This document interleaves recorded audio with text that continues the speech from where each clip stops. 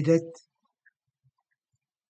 as jy miskien vanaand buite gaan staan, of wanneer jy vroegoggend onder die oop hemel uitstap, hoor jy die onhoorbare stem, die spraak sonder woorde?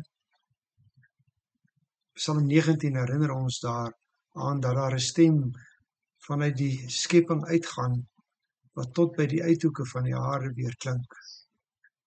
Vers 2 tot 5. Die hemel getuig van die mag van God. Die uitspansel maak die werk van sy hande bekend. Die een dag gee die berig deur aan die ander, en die een nag deel die kennis aan die volgende mee.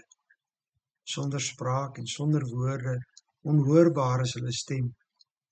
Tog gaan daarvan 'n boodskap uit oor die hele aarde, en hulle taal bereik die uithoeke van die wêreld. As dit daar gehoor kan word, dan moet ek dit mos hier ook kan hoor.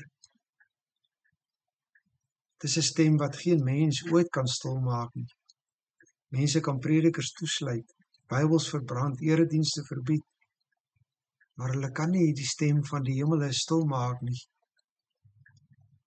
Die stem van die uitspansel, van die son, van die hele skepping. Die stem wat besig is om van God se lof te getuig. Dit verkondig sy mag, dit wys op sy handewerk, dit vertel wie hy is en wat hy doen. Dan kan jy steeds sê, maar ek hoor niks. Wel, dan is die fout nie by die stem nie. Die hemel praat duidelik genoeg. Dan is die fout by my as hoorder. Paulus skryf in Romeine 1 dat God se ewige krag en goddelikheid duidelik gesien kan word uit alles wat hy gemaak het, sodat niemand 'n verskoning het nie. Selfs 'n sondige mens behoort die stem in die natuur te kan hoor en te kan aflei dat God werklik God is. Ons behoort dus die stem te hoor, maar as gevolg van ons sonde het ons toondoof geword. En hierdie doofheid word vererger deur die geraas, die gejaagdheid, die geestelike afgestomptheid, wat ons verhinder om te hoor. Daarom, juist daarom is dit nodig dat iemand vir ons kom sê om te luister, soos 'n kind wat vermaan word om sy ore oop te maak. So is dit nodig dat iemand van buite af ons op die klanke attent kom maak. Ja, eintlik het ons meer as dit nodig. Iemand moet van buite af kom om ons ore oop te maak, 'n gehoortoestel te kom opsit. God moet deur sy woord op 'n spesiale manier ons ore kom oopmaak. Daarom handel die tweede deel van Psalm 19 oor die besondere openbaring van God in sy woord, met 6 verskillende woorde uitgedruk: woord, onderwysing, bevele, gebod, eise, bepalings, word die waarde van die woord van die Here besing. Dit is goed, dit staan ewig vas.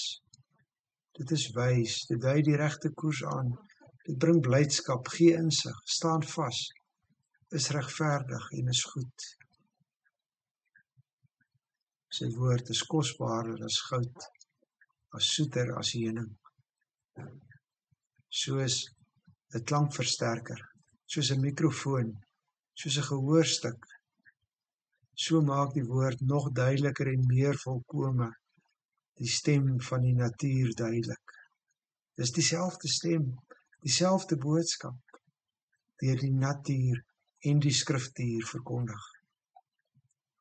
Dis dieselfde boodskap wat deur die mensgeworde woord, Jesus Christus, verkondig is. Dis dieselfde woord wat die Heilige Gees verder in ons laat uitroep.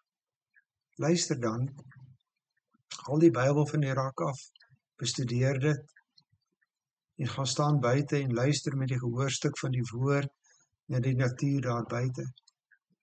Dan sal jy hoor hoe die hemel van die almag van God getuig en hoe die uitspansel sy werke bekend maak. Dan sal jy hoor hoe die boodskap van die dag na die nag en van die nag na die dag oorgedra word. Mag wat ek sê en wat ek dink tog vir U aanneemlik wees, Here. my rots en my verlosser. Goeienaand.